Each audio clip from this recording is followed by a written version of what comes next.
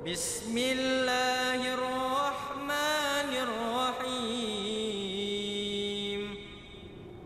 Waja'alna minhum a'immatan yahduna bi amrina lamma sabaru wa kanu bi ayatina yuqinun. Sadaqallahul azim.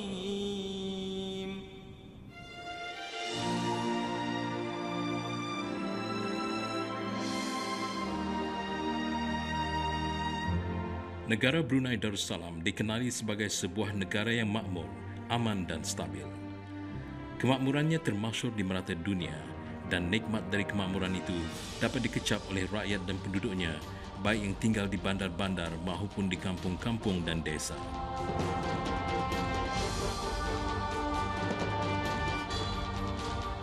Apa yang dinikmati selama ini bukannya datang begitu sahaja.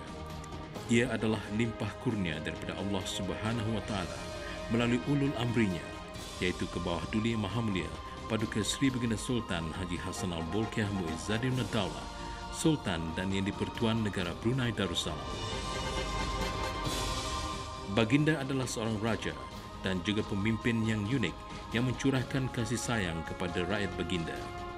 Di sebalik itu juga, rakyat mentaati baginda kerana baginda adalah ulil amri yang mengamalkan dasar pemerintahan yang memberikan perhatian kepada kesejahteraan untuk semua. Kebawah Duli Maha Mulia Paduka Seri Baginda Sultan Haji Hassanal Bolkiah Muizzaddin Daulah, Sultan dan Yang di-Pertuan Negara Brunei Darussalam, amatlah dekat dengan rakyat baginda. Kemana saja baginda berangkat, baginda sentiasa didampingi oleh rakyat jelata. Sebagai misalan, di majlis-majlis bersama rakyat, gambaran yang dilihat menunjukkan betapa mesranya baginda dengan rakyat jelata.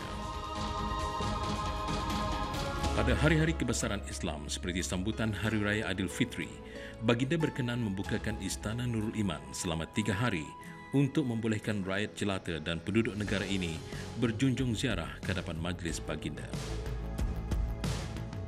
Keberangkatan-keberangkatan yang tidak berjadual di mana baginda meninjau keadaan rakyat adalah satu-satunya aktiviti yang baginda sentiasa lakukan. Ini menunjukkan betapa baginda prihatin terhadap rakyat agar kesejahteraan mereka sentiasa diambil berat oleh kerajaan baginda.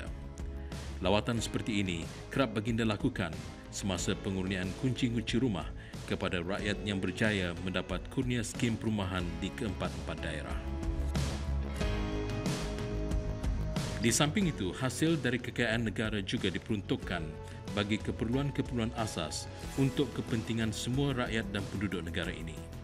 Ini mencakupi pelbagai kemudahan prasarana hinggalah kepada pengurnian subsidi kepada harga barang-barang makanan asas seperti beras dan gula. Kepimpinan Kebawah Duli Maha Mulia Paduka Seri Baginda Sultan Haji Hassanal Bolkiah Muizzaddin Daulah, Sultan dan Yang di-Pertuan Negara Brunei Darussalam mencerminkan kemurnian hati nurani baginda terhadap rakyat jelata. Sikap pemudilan dan keteguhan baginda adalah menjadi role model bagi setiap pemimpin masyarakat, belia dan mereka yang diberikan amanah untuk melaksanakan dasar pembangunan negara.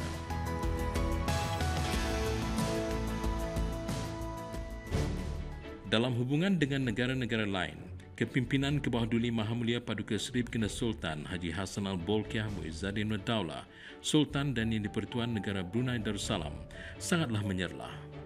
Ketika menjadi tuan rumah kepada mesyuarat-mesyuarat antarabangsa, baginda yang bertindak sebagai pengerusi telah dapat menghasilkan kesepakatan yang baik bagi menyumbang kepada kestabilan dan keamanan selantau dan antarabangsa.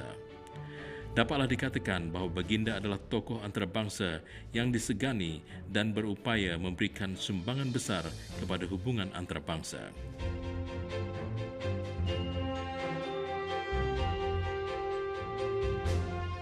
Saat yang dinanti-nantikan bagi penguatkuasaan Perintah Kanun Hukum Jenayah Syariah tiba apabila Kebawah Duli Maha Mulia Paduka Seri Baginda Sultan Haji Hassanal Bolkiah Muizzaddin Daulah, Sultan dan Yang di-Pertuan Negara Brunei Darussalam melafazkan titah mengenainya pada 30 April 2014.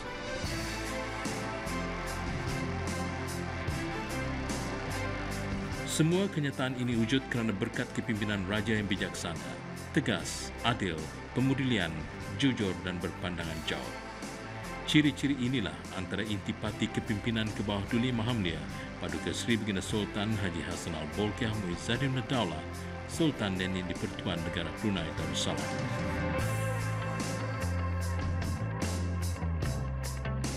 Setentunya, ciri-ciri kepimpinan baginda telah meresap dalam kehidupan seharian, diamalkan sebagai cara hidup dalam kita bernegara. Kepimpinan yang diasaskan oleh Raja Berdaulat dengan bersandarkan konsep Melayu Islam Beraja yang telah diwarisi sejak zaman berzaman inilah yang kita harapkan untuk terus ditanai oleh semua lapisan pemimpin di negara ini, baik para pemimpin di peringkat atasan maupun para pemimpin masyarakat di peringkat angkar umbi.